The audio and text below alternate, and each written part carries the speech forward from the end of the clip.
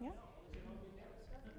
Welcome everyone to Colloquium. I have the honor of introducing my esteemed colleagues who will be presenting today. We have Dr. Linda Jerofke, who is a professor of anthropology. She received her bachelor's degree in anthropology from Appalachian State University, and she received a master's and a PhD from University of Oregon. Go Ducks.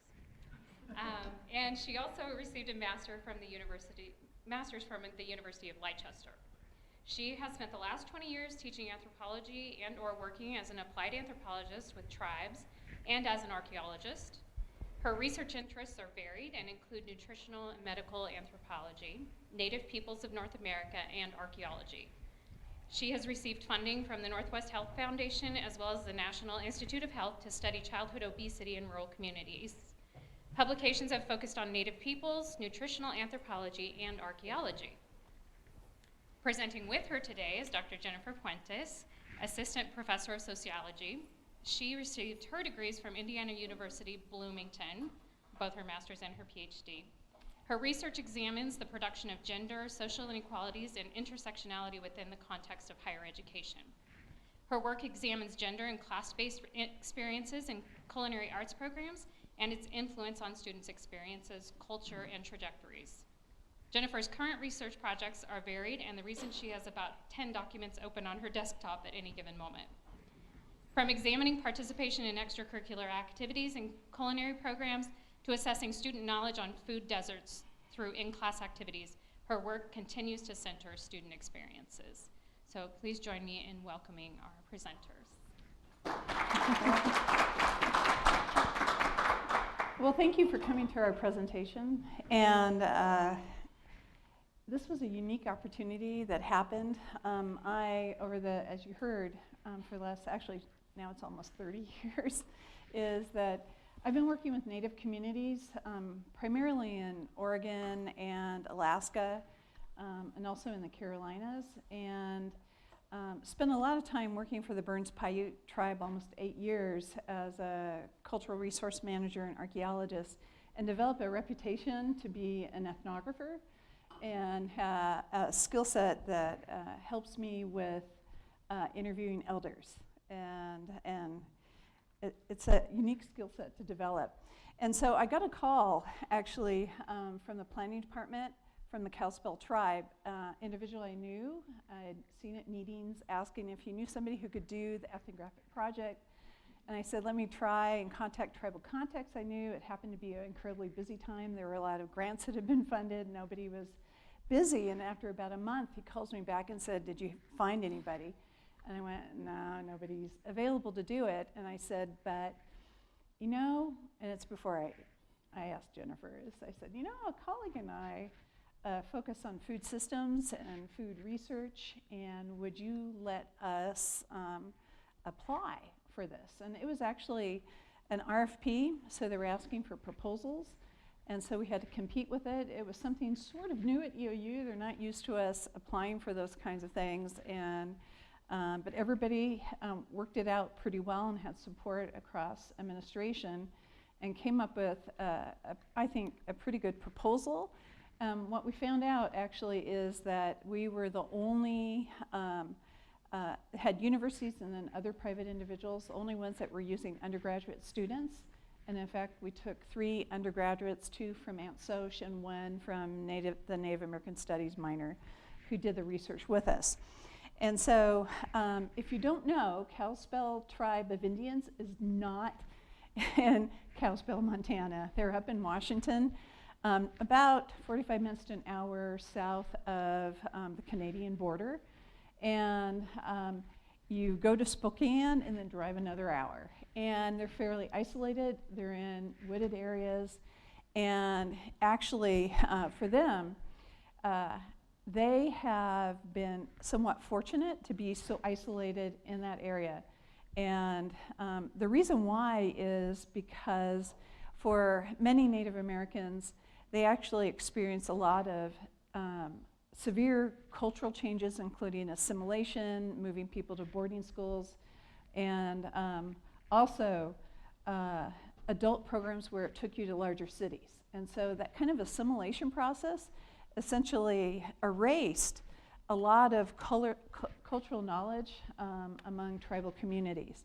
And so what happened is the Kalispel tribe sort of was hunkered down in and around us, Washington, and they developed a symbiotic relationship for the non-native folks in that area who were equally in a rural, poor community, and they developed a mechanism for survival in that area.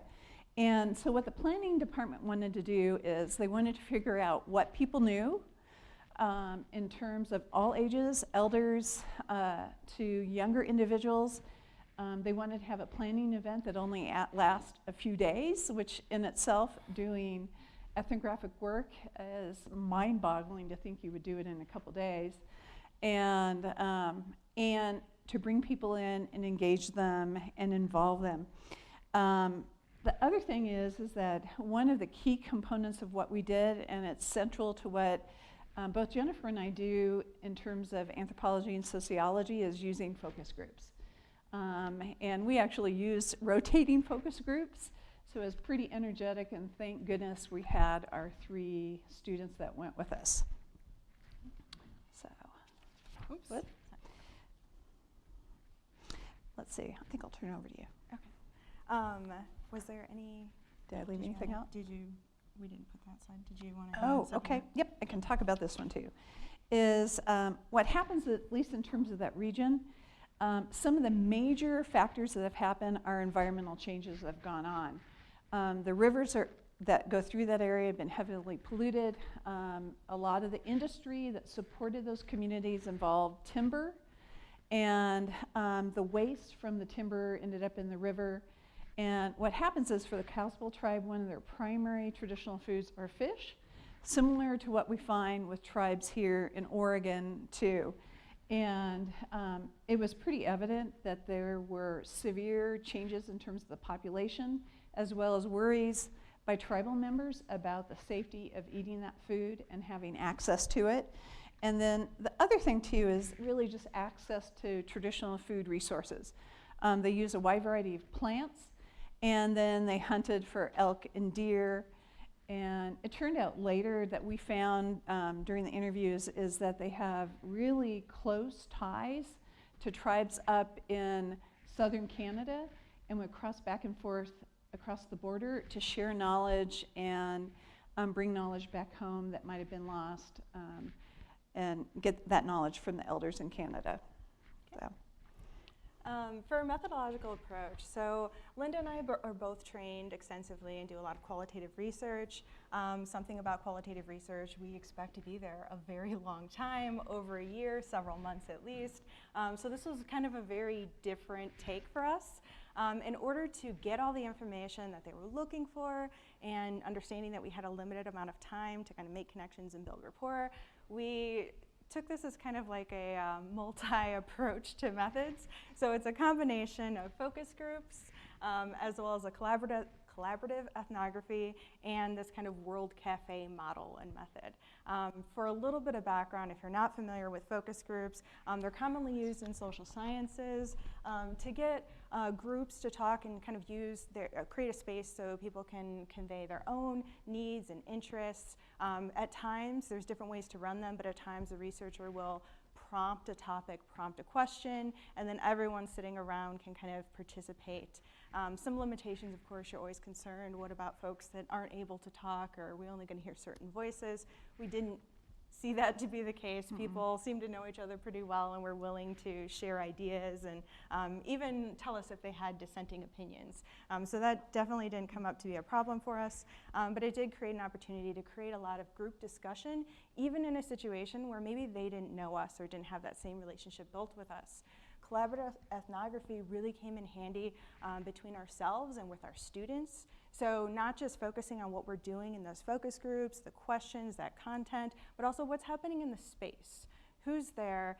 How are people connecting? How does my own positionality and experiences, Linda's positionality experiences, our students, how does that kind of come into play as we start, beginning to probe for more questions and get more information that'll help be kind of guided from the community to make sure we're representing the needs that they report forward. So we can kind of compare, and we did that in our analysis, right? We brought up both of our notes, we're kind of comparing, we had our students write notes on what they were interpreting of the setting, so we can see how this looked at different dynamics. And we all worked with the same group, so we can kind of compare and know who each other was having those conversations with. And then finally, this World Café method. So you'll see these a lot in, sometimes I've seen them in like business plans, sometimes in like grassroots activism, different settings, but I know at least for me it was a bit of a new setting to bring it into like an academic context. So anyone familiar with World Café models? The idea is there's several tables set up, and whatever topic is happening or whatever conversation protocol might be going on in those settings, you kind of rotate. So there's a time limit.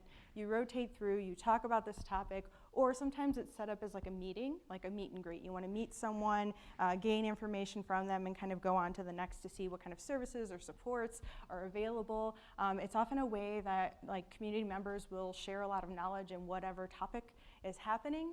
So we kind of incorporated all of this. That's how we were able to, with our students, meet individuals a little bit more one-on-one within these groups, have that focus experience, but also get everyone's opinions on our sets of questions that we'll show you in just a moment. It's really known for helping with community development and think about as ways to like develop tools for learning culture. So particularly in an environment where preserving traditional culture, heritage, knowledge was of the utmost importance, we thought this would be a way to help bring that in and to at least document what people do know, so that in our report we were able to kind of give that synopsis, give that snapshot of what people were able to share with us to kind of get them in. Same kind of limitations that I mentioned with focus groups, something to think about when you're doing these is, do we have limitations in who feels comfortable and is willing to speak? Again, didn't really seem to be the case for us. I think there was sometimes we set like, I think it was like a 20-minute time limit on one activity, and we're like, okay, we're just gonna stay in this for another like 15 minutes because we're getting so much conversation going, and we just kind of extended it, and people were, I'm really grateful of how much people were willing to talk with us and share information, especially since we didn't have that long-standing rapport that I usually expect. And I thought I'd add into is that people who are incredibly passionate about talking about this subject. And it actually, I think some of them lasted an entire hour, where you had elders and young adults talking about it and their shared interest in preserving this knowledge and keeping it going. Yeah, great. To give you a little bit more background what we were doing within our focus groups. So the first day we had it set up into like a morning session and an afternoon session. We had several tables set up so that groups can kind of come around those tables, and we had like a question prompt at each table. One of the researchers was stationed at each table so that we can kind of take notes, probe for conversation. We're also recording what was happening so that we can have that kind of concrete evidence to go back on, just to make sure that we're staying in the moment and can always do our research later. Each one of our tables had one of the following questions. So as community health practitioners, what are you doing well and how can it be better? The second one, what resources do you need to strengthen your work? And the third one, how do you use traditional or first foods to work within the community, in your work within the community? And the fourth one, what are the next steps that you see for increasing access to healthful foods? A lot of the goal behind this proposal, what they were doing is to think about ways to improve health, nutrition within the community, but also preserving and incorporating some of those first foods, kind of identifying the distance from first foods as part of the potential problems that we see health-wise, as well as being in a food desert. How do you get access to even more of those healthful foods, and what can we gain from this to know what resources we have and how we can distribute them more? We found that distribution network was kind of a vital component that it was helpful to hear everyone's perspectives on as we made our policy suggestions later. We also, for another round of questions at each table, we had different resources that people had in the community, so traditional foods, plants, other resources, and we used that as like an open prompt, right? Instead of these questions, there was another time we flipped over and just had that resource labeled off, so then everyone at the table could tell us a little bit more about that. What do they do with those foods? How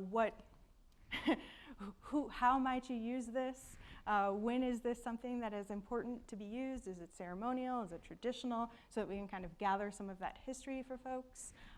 Who prepares it? Who collects it? Where might these locations exist that people can find additional resources? And how do you perceive these different resources as connecting to health? Right? Because it's important to think about how people have that relationship and how they're defining it, not necessarily just whether or not we might interpret how it connects to health. So how is this part of your history, your health, and kind of family in some ways? Right? So one thing that we decided to do is really focus on a map activity, and it goes back to when I worked for a tribe and actually was involved in consultation with federal and state agencies. And I used it internally so I could better inform agencies about what to protect in terms of resources. So we printed off a whole series of maps that were at each table. And what happened is, as we moved around to the traditional foods, we asked the individuals to talk about it, where they go gather, hunt, or fish. And to talk about it in detail, and also their concerns about those resources, what they feel is happening or not happening, and the changes that they wanted to see in the overall larger community as well as the tribal community. And what was interesting about this to me, at least into the mapping activity, once they got into it, they were like taking control of the pins and marking things down and making lists about what they wanted. It was pretty fun, and then you had lively debates between elders and youth talking about where they go. And it turned out for us, for a document that we had to turn back into the planning department about what we learned from doing these discussions over a 2-day period, is that it helped us better inform what to tell the planning department in terms of targeting the resources.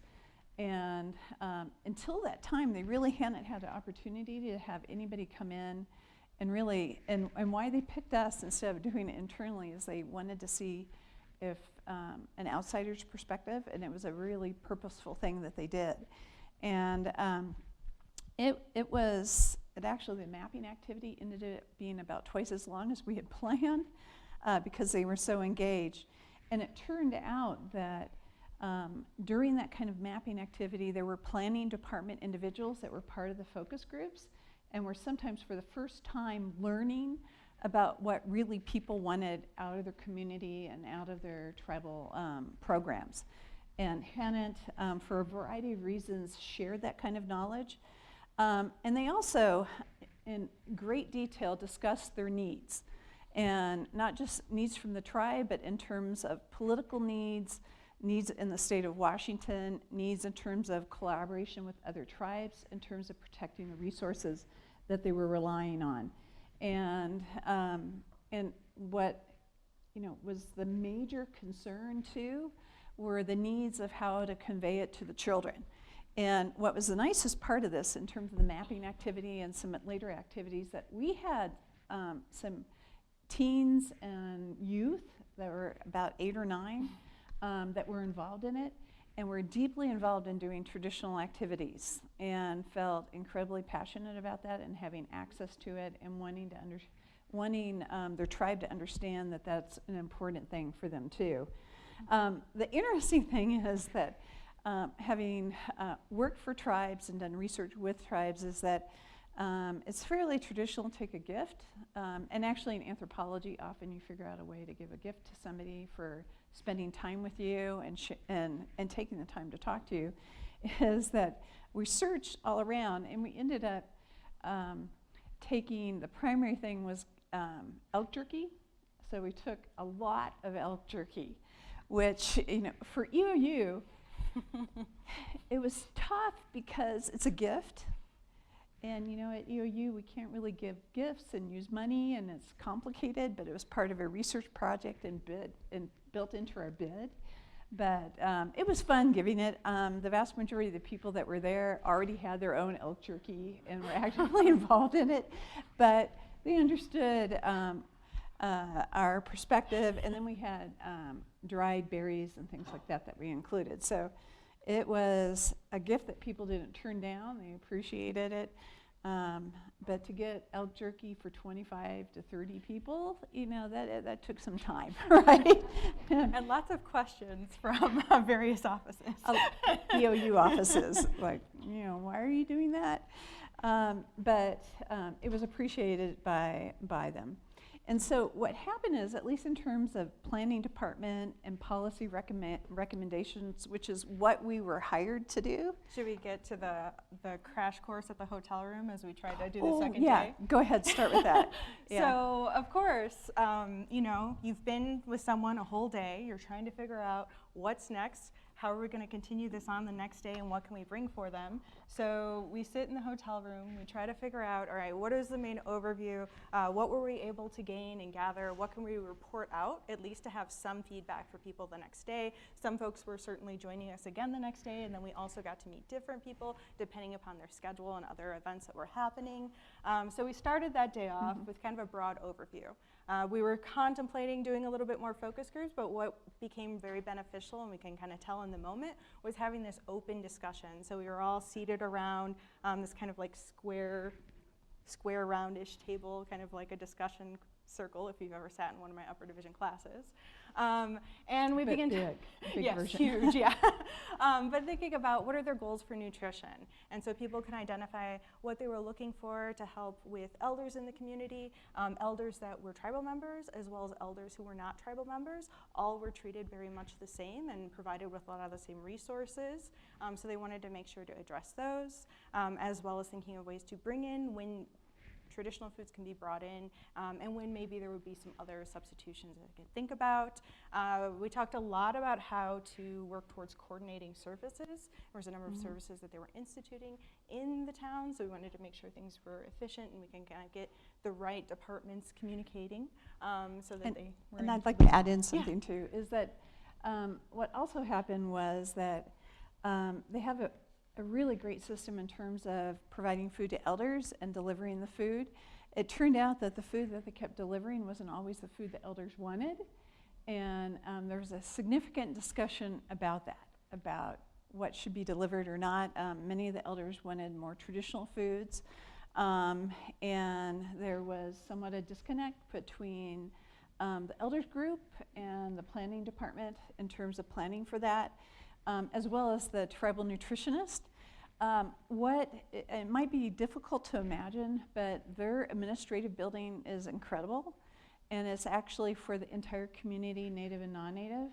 And so when they feed the elders, they feed native and non-native elders in that community. They're really close-knit. They have this huge, like, Olympic swimming pool at that location, so they're focused on health. They have a diner that's focused on healthy foods, and a lot of other services in that location that is really special for such a small community. So it was pretty amazing, and they kept all stressing is that they wanted to think of it as a holistic picture, including native and non-native individuals that were in that community. So. Yeah. And part of that, getting to see, we were at that wellness center for much of our 2 days, but we were also taken on a tour so we could have a little bit more context to understand the space and the environment and how people might navigate some of the transportation that was available. Especially for seniors, they had kind of a route that they could take them to doctor's appointments and other kind of visits that might need to happen. And what else? With the tour, we got to see the bison and learn a little bit more about the history of their, the 4 bison that multiplied. Oh yeah, they're mildly inbred.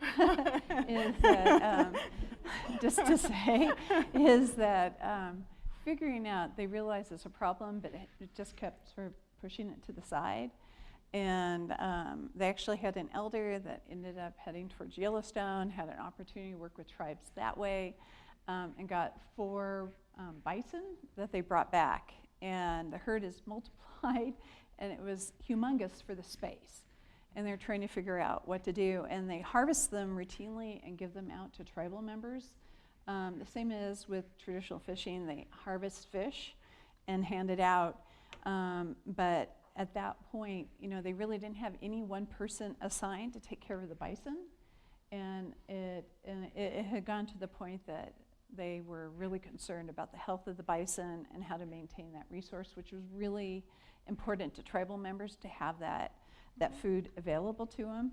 The other tour of the reservation took us, and we got to see some of the old classrooms and things like that.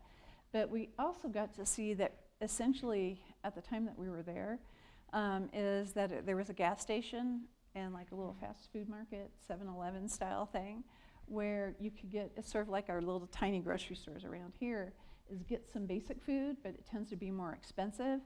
And what became incredibly problematic for tribal members of all ages is that they had to drive an hour away to get groceries. And so to give you an idea, when we went in February, beginning of March, is that we drove up there, and we were driving in mild snow until we got Spokane. We got up early in the morning to head to the reservation, and snow was coming down like crazy. And you had to drive an hour. And it became pretty evident that the stories they had told us of what happening and how to access food, and sometimes food got low, is because they were so isolated in terms of the resources. And what they were working on building was a grocery store, and it was with the entire community giving input and having opportunities to actually at the grocery store, having in the summer where community members, family members could trade foods and have a really open kind of market. And everyone seemed incredibly excited about that opportunity. Mm-hmm. So it was great to get a little bit more feel for the context. So not just kind of like the information we can get through our dialogues and those focus groups. A lot of time that might be focusing a little bit more on that interpersonal connection, but this is giving us an insight to some of the like structural issues that we might need to incorporate into our policy recommendations, as well as like the research we did on the space kind of beforehand. Yeah, and one thing that's important to note is, we had a anthropology concentration student, a sociology concentration student, and then we also had a student for Native American Studies minor who's actually a Umatilla tribal member. And so she was really a valued aspect of that, to provide feedback and review and things like that, and recommendations about how to handle the focus groups. That was very highly valued. Yeah. So for our planning and our process is that, we ended up with, combined between all of us that were participating, hundreds of hours of recorded information that we had to go through. And our students were valuable and probably did the heavy labor on that portion, is going through the recorded information and writing out what they thought was significant. And then what we also really recommended is that what it turned out is that they had a lot of growth, because they actually have an incredibly successful casino that's based about really 45 minutes to an hour away, and had money and were investing into the reservation and supporting their tribe. And what happened is that, at least in terms of figuring out and making recommendations, was really they had a lot of disconnected departments that weren't always interfacing with each other. And we realized that, at least when we were listening to elders, and sometimes their frustration and then other times their excitement about what was going on, is that they really wanted those different departments to talk to each other more and to listen to them and share information. And that kind of came in when we're talking about this like central calendar, so we know when events are happening, so people don't overbook. I feel like that could go for any institution, right? Maybe even UU. She said it, Debbie. But yeah, thinking about how you can coordinate your calendars, and also just know what knowledge is being collected already. Sometimes different programs might have been trying to gather the same type of information, when maybe they could be ways to streamline some of that, or make sure that the information they've gathered was accessible, even if it was password protected or something, just so that people in those organizations could have access. There was a lot of focus on thinking about traditional foods in our conversation, so we'd even proposed for the mission statement they start thinking about the tribe's mission statement and ways that they can reword some elements to make that kind of a central part of the identity and the core that was going into the group. And they also we had recommendations for mentoring program. So there was a lot of efforts being made to preserve cultural traditions and knowledge. There was courses that children were taking in language. But we talked a little bit more about other ways that they can kind of partner elders and children together in different ways to kind of preserve those traditions around foods, around some of these other knowledges that they were concerned were going to get lost. Yeah, and it turned out that some families had the ability to travel more and go up into Canada and had more access to that knowledge to bring it back and to do ceremonies while others didn't. Mm-hmm. And it was pretty evident from the elders' point of view is that they wanted more opportunities to do mentoring.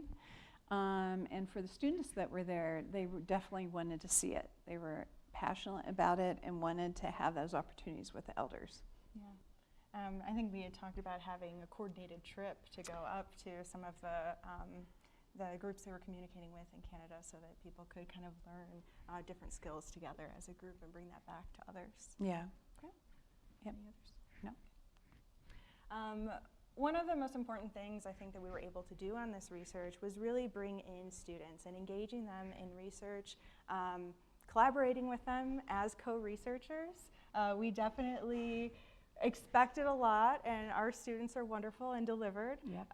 So we had really remarkable students that got a lot of hands-on experience, a lot of research that they then took with them into their careers now and into their futures.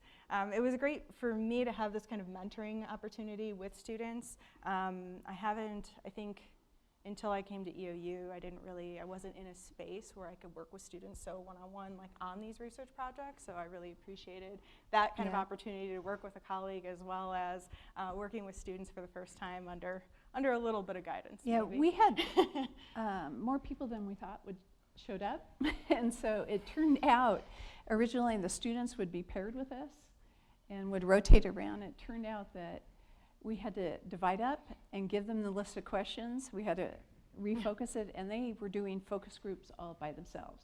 So we had a really late night session teaching them the basics of a focus group, and they did incredibly well, improvised, and were just a good representation of EOU to the Kalispel tribe. I mean, they worked out really well. Yeah. I was impressed, even though they were scared to death. But you couldn't tell. They were great.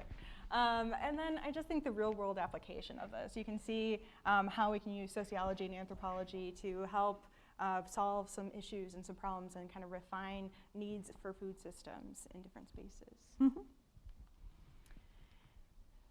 So it's not just us, right? We wanted to get some feedback from our students. And this, for me, was a great opportunity to see how students kind of gain that skill development and develop those analytical skills. So this was one of our students, Hannah. She mentioned, I noticed that many people wanted to go out and gather more, but besides lacking knowledge, they don't have time. I believe the community could benefit from finding a way to cultivate traditional foods for easier, more sustainable access that they can control.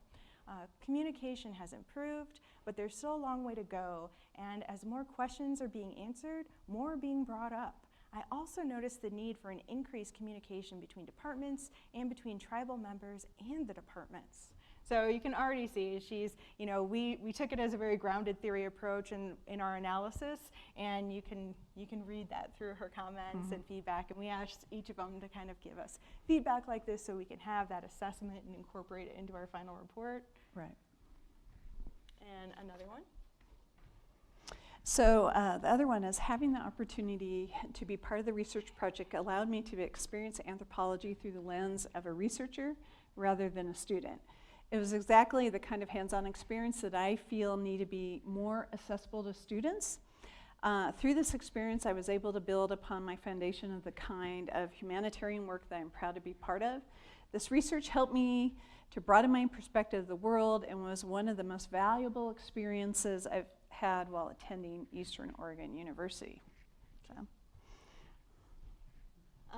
And finally, another example, thinking a little bit more of how this scholarship really tied into Hannah's own research and her capstone, as well as the work she's doing now in our community.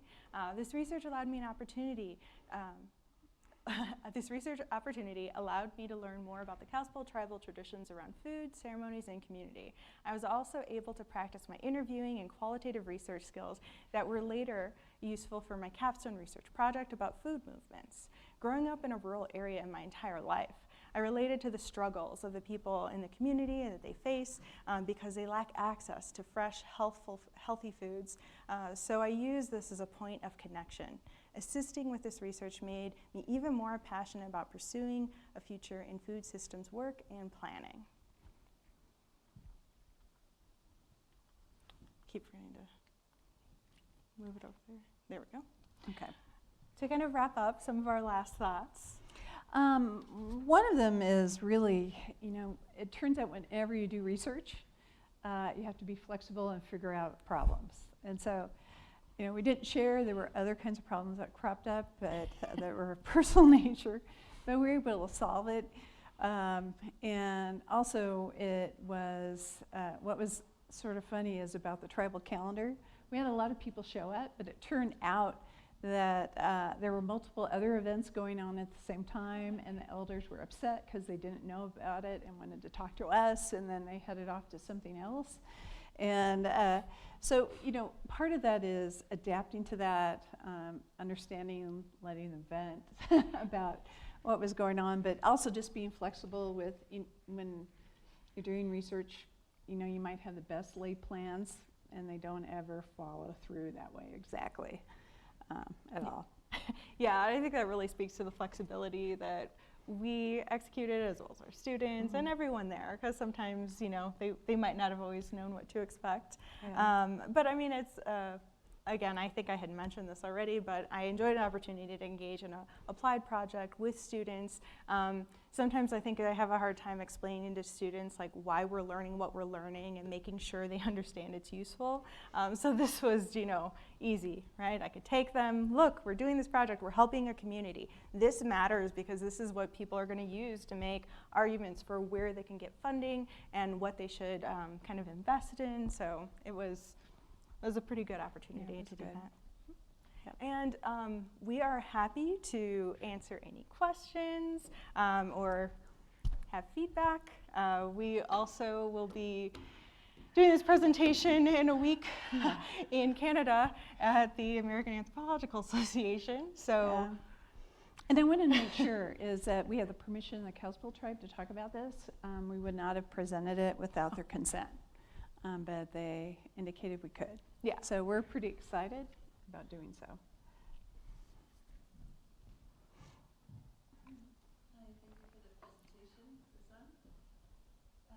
I wondered if you could give us a couple examples of the prompts that you used in the focus groups or in the World Cafe. Let's see. I sure can.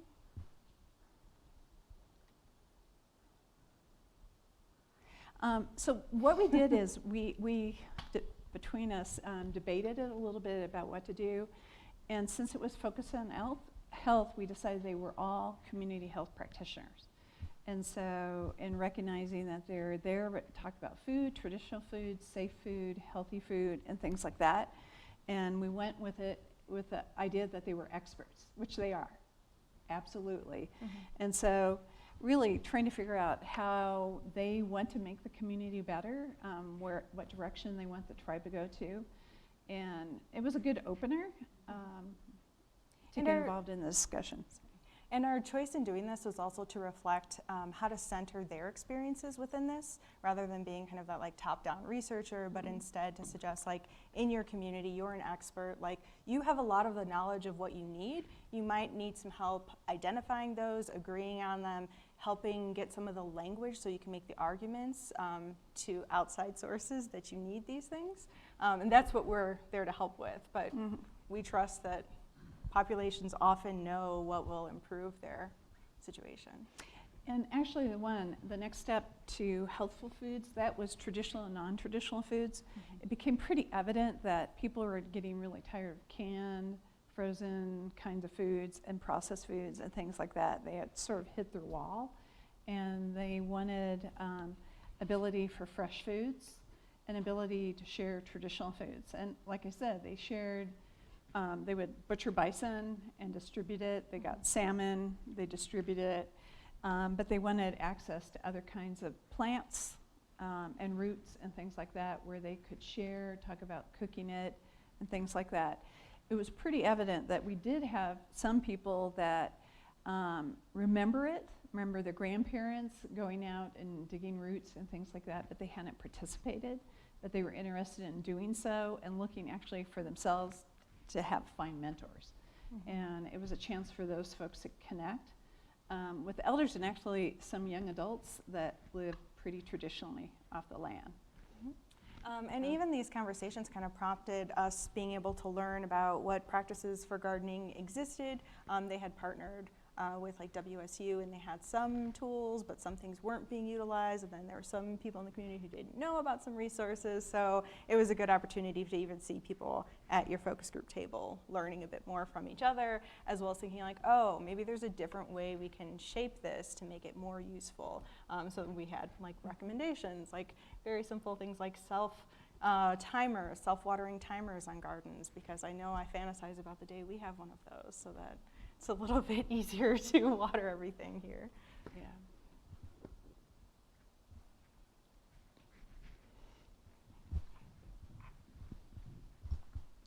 Sorry, a great project, awesome. You guys talked about this a little bit already, but what were some of the main like changes or ideas that they came up with for changing their access to food?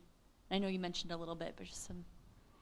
Yeah, we didn't want to say too much about the planning because it is a confidential one, but really one of the major ones is access to traditional foods that are safe. And so, I mean, every single person talked about the river systems in the area, that they were polluted. They wanted that addressed and taken care of. They were working with some of the timber companies in the area to figure out solutions around it. But a recommendation was that to expand that out, maybe do grants in cooperation with the timber company to think about how to clean up that water and things like that. Others were around the bison, is to hire somebody who's a specialist and a biologist that works with bison that can help really glean the herd out, make it a healthy herd, probably bring in some new bison to spread out the genetics a little bit. And also really one that we actually did mention is that they have so many departments that have expanded over the last decade or so, is that they didn't have a really good mechanism of talking to each other.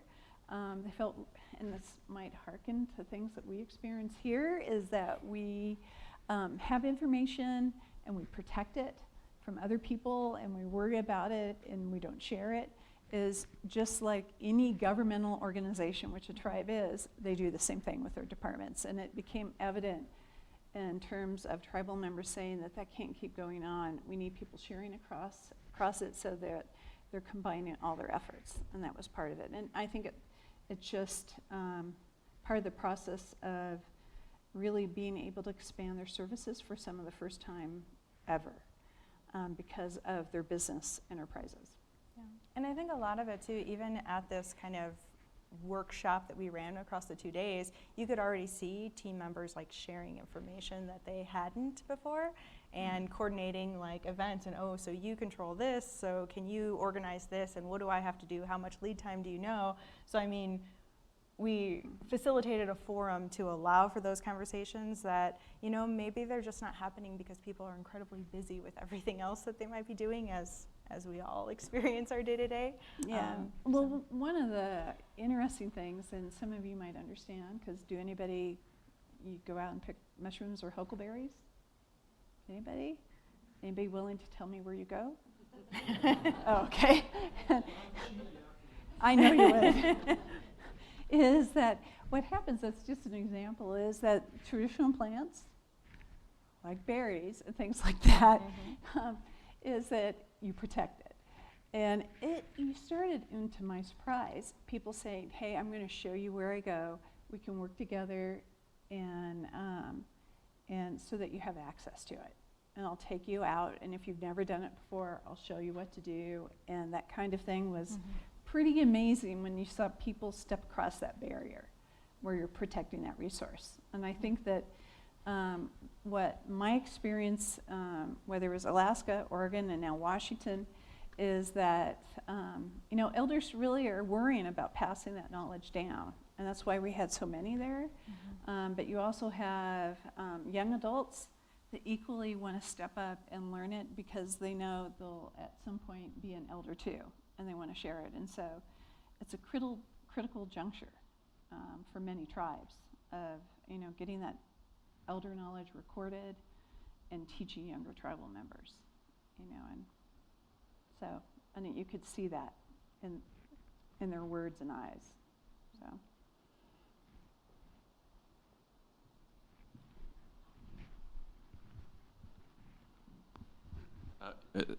Thank you for your presentation. Your last comment sort of leads into my question, which was about knowledge transmission, something you've talked about. What forms of knowledge did you see in your sessions? And I guess, were the tribes suggesting certain media or formats for preserving or sharing knowledge? Well, not media, because then it becomes very public. No. So one of the things is there was a number of, for children, there's a lot of like culture classes and opportunities that children can go and start maybe harvesting certain plants, traditional plants, and learning a little bit about them. There was also language courses to preserve Salish, but then you have like a whole generation of folks who don't know Salish, so you have elders and younger folks in the community who can talk and can have some of that similarity. So there's definitely work and progress being made to it. It's kind of finding where would be a space, and that was one of the things we thought if they had like their website was password protected on certain parts, like that could be something as a tool, because thinking of this centralized database, like I guess that's how we as researchers work, but it wasn't something that they wanted public, which is why we're not necessarily giving all of the like data and findings, because we want to keep it's confidential. Yeah, we want to respect that. Yeah.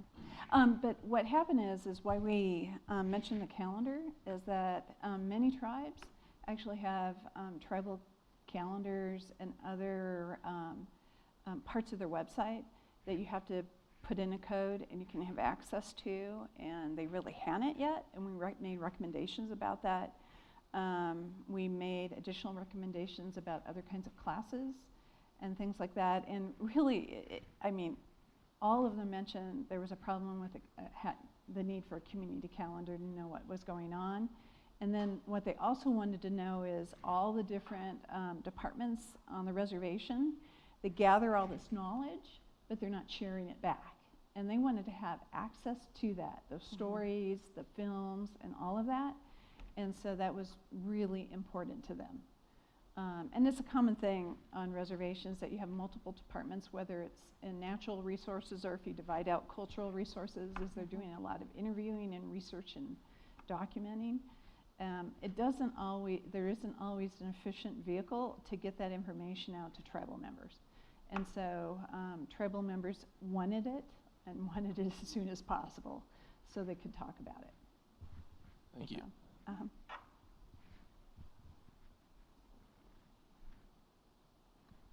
I had one more question. How did recruitment happen for these participants? How did you get your group?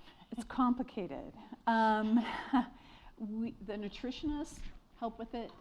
The OSU ag person that's in that area help with it, and the planning department.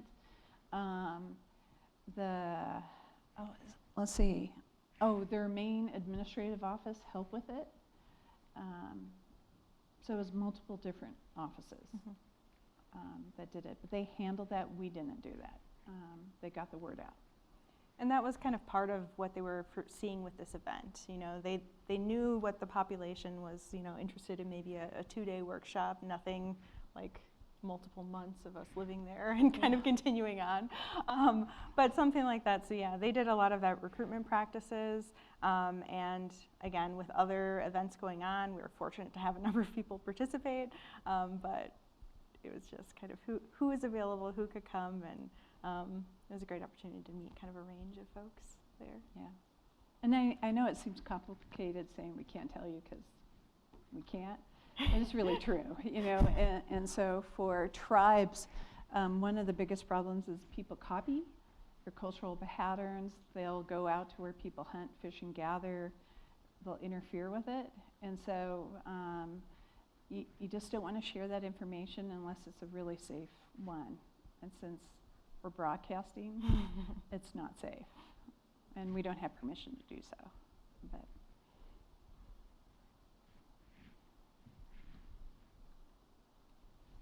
All right, with that, thank you so much for presenting today. Very interesting, and thank you so much for coming, and we hope to see you at future colloquiums.